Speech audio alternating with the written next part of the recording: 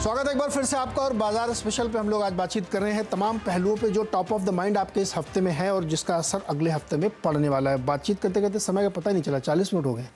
Sunil sir, कहाँ बनेगा ज़्यादा पैसा इस बार 2023 में? इक्विटी में ही बनेगा, पक्का?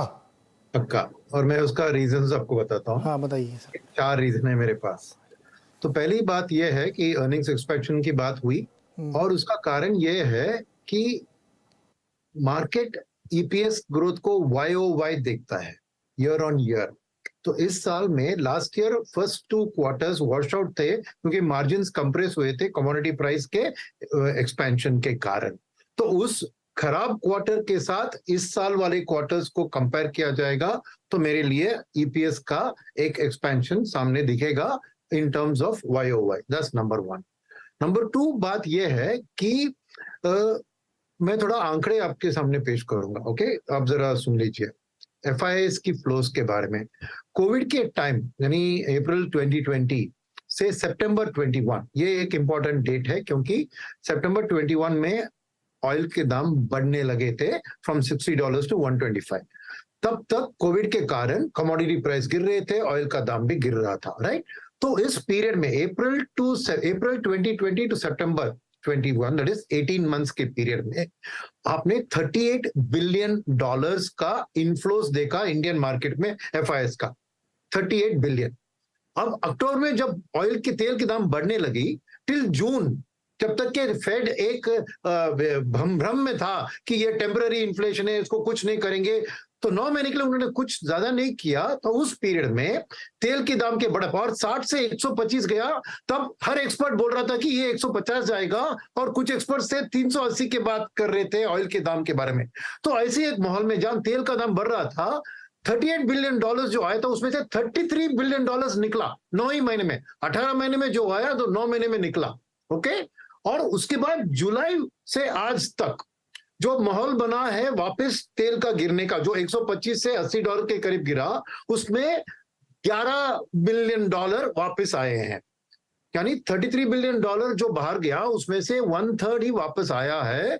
अभी $22 बिलियन जो कब आता है इंडिया में, जब तेल की दाम एक डिक्लाइनिंग ट्रेंड में दिखती है। अब ये सोचिए कि तेल का दाम कब डिक्लाइनिंग ट्रेंड में आएगा, इससे भी ज्यादा 80 से और 70-60 की ओर।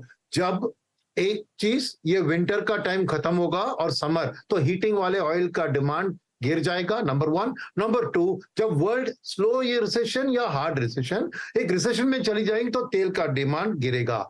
तो मेरे ख्याल में ये अप्रैल के बाद आप देखेंगे तेल की डिमांड में गिरावट के कारण ओपेक उसके दाम को होल्ड नहीं कर पाएगी। तो वापस एक गिरावट वाली स्थिति में ये $22 बिलियन जो इंडिया से अभी वापस नहीं आया है, वो second half of next year. तो मेरे ख्याल में फर्स्ट हाफ और सेकेंड हाफ में जमीन आसमान का फर्क हुआ, मगर सेकेंड हाफ में आपको इस मार्केट की करेक्शन और उस YOY कंपैरिजन के कारण में तोड़फोड़ returns equity market second half of the year में देगी, ताकि फुल ईयर का जो रिटर्न्स है, मैं इक्विटी मार्केट से एक डबल डिजिट रिटर्न देख रहा हूं जो डेट से बेटर होंगे। और फाइनल पॉइंट मेरी यह है कि डेट में आप इन्वेस्ट करते हैं तो 3 साल के लिए लॉक इन हो जाते हैं। वो 8% रिटर्न 3 साल के लिए आपको सहना पड़ता है। वेयर इक्विटी में second half of next year से उसके बाद वाली ग्रोथ स्टोरी से 3 साल में मैं मानता हूं कि डबल द रिटर्न जो आपको डेट से मिल रहा है वो इक्विटी मार्केट में 3 साल में मिलेंगे। तो आउटलुक आपको रखना है कि आप 1 साल का 1 साल कंपेयर मत कीजिए, बिकॉज 1 साल में डेट में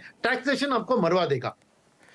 करेक्ट, ये बात तो बिल्कुल सही है सर। एक अंदर की बात बताऊं सर आपको, ऐसी मैंने चर्चा सुनी है कि जो आप तेल वाली बात कह रहे हैं ना सर, हम लोग कितना $42-43 पे खूब छाप के तेल ले रहे हैं हम लोग रशिया से, मस्त खरीद रहे हैं क्योंकि डिस्काउंट में मिल रहा है। और ये अभी तक की स्थिति हो सकता है कंटिन्यू रहे ना, तो सर बिल्कुल समझ लो आपकी बात एकदम, आपकी ज़बान में सरस्वती लॉटरी लगेगी, इतना सस्ता तेल हमको मिल रहा है, किसी भी रीजन से मिल रहा हो।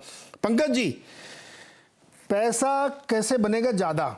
अब देखिए 2 लोगों ने तो बायस लिखा दिया, आप भी इक्विटी गए हैं तो आपका ही बायस हो सकता है कि इक्विटी में ज़्यादा पैसा बनेगा। आपको भी ऐसा लगता है? कुछ भी हो जाए पैसा तो इधर ही बनेगा।